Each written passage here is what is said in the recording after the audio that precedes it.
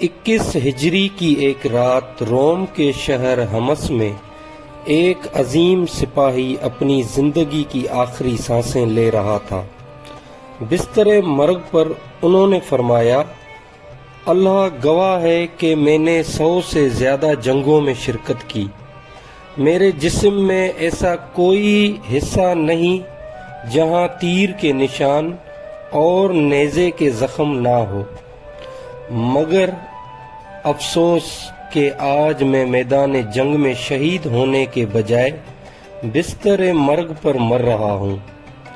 یہ دلیرانہ جملہ کہہ کر اس دلیر سپاہی کی روح پرواز کر گئی۔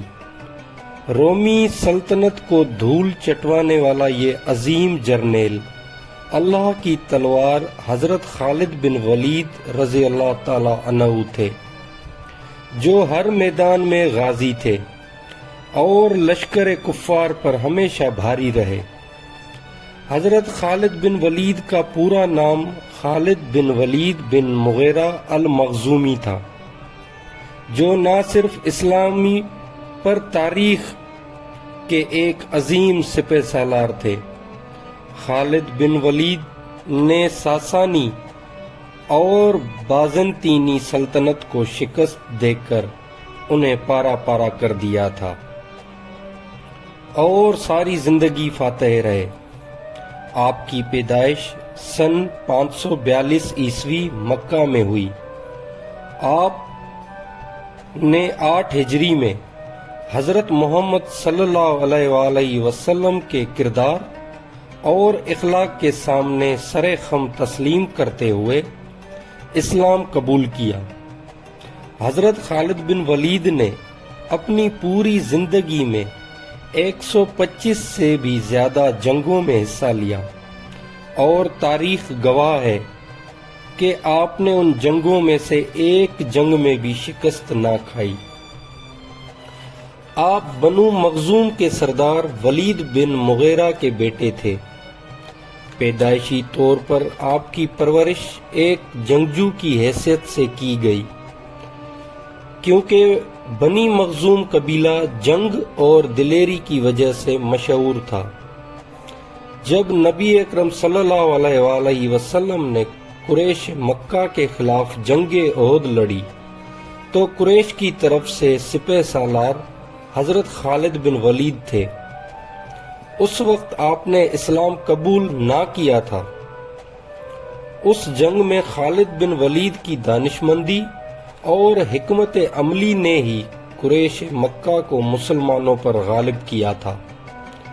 اسلام لانے کے بعد آپ نے اپنی تمام قابلیت اسلام کی حمایت میں استعمال کیا اور ساری زندگی غزوہ لڑتے رہے۔ سن 8 ہجری میں مسلمانوں اور رومیوں کے درمیان ایک خون ریز جنگ ہوئی۔ اسلامی لشکر کے سپہ سالار حضرت زید بن ثابت تھے، جو صرف 3000 مسلمانوں کو لے کر تقریباً 1 لاکھ رومی لشکر سے لڑ رہے تھے۔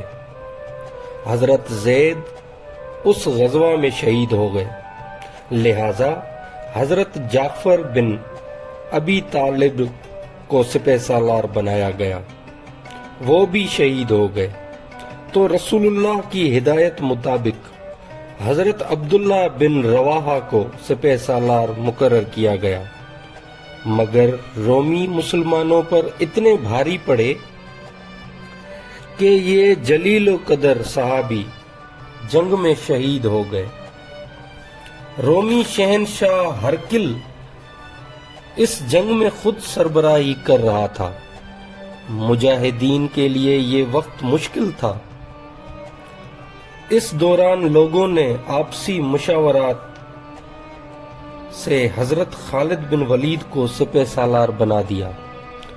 پھر کیا تھا، آپ نے اپنی پوری زندگی میں سیکھے گئے حکمت، حربے اور جوش ولولہ کا استعمال کیا اور ایک پرجوش تقریر کی۔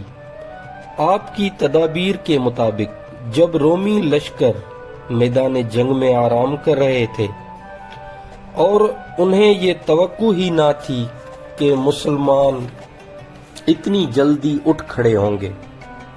حضرت خالد بن ولید نے اچانک ان پر حملے شروع کر دیے، لہٰذا وہ بدحواس ہو گئے۔ اس جنگ میں آپ نے اتنی قوت ایمانی سے اتنی زبردست لڑائی لڑی کہ صحیح بخاری کے مطابق خود حضرت خالد نے فرمایا کہ جنگ موتا کے روز میرے ہاتھ میں 9 تلواریں ٹوٹ گئی، پھر میرے ہاتھ میں چھوٹی یمنی تلوار باقی بچی۔ خالد بن ولید کی اس شجاعت اور بہادر پر رسول اللہ صلی اللہ علیہ وآلہ وسلم نے فرمایا، جنگ موتا میں جھنڈا اللہ کی تلواروں میں سے ایک تلوار نے لے لیا اور ایسی جنگ لڑی کہ اللہ نے ان پر فتح فرمائی، لہذا اس کے بعد آپ کا لقب سیف اللہ یعنی اللہ کی تلوار ہو گیا۔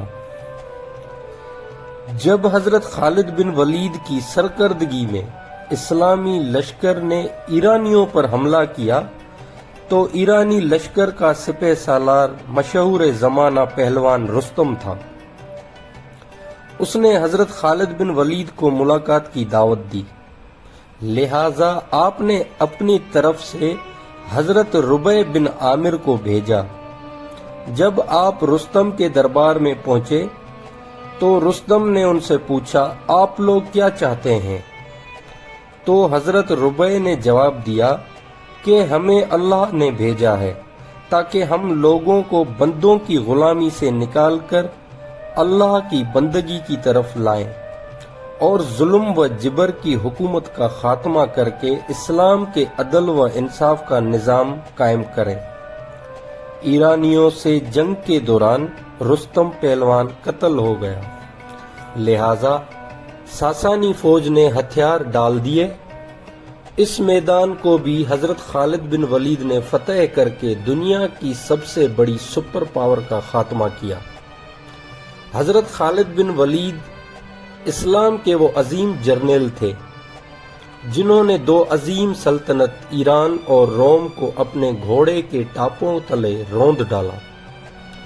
آپ کفار، مشرکین، یہود اور نصارہ پر اللہ کی طرف سے قہر بن کے نازل ہوئے۔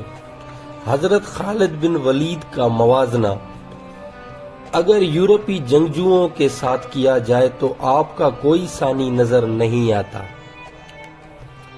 خواہ وہ سکندر اعظم ہو، نیپولین ہو یا چنگیز خان۔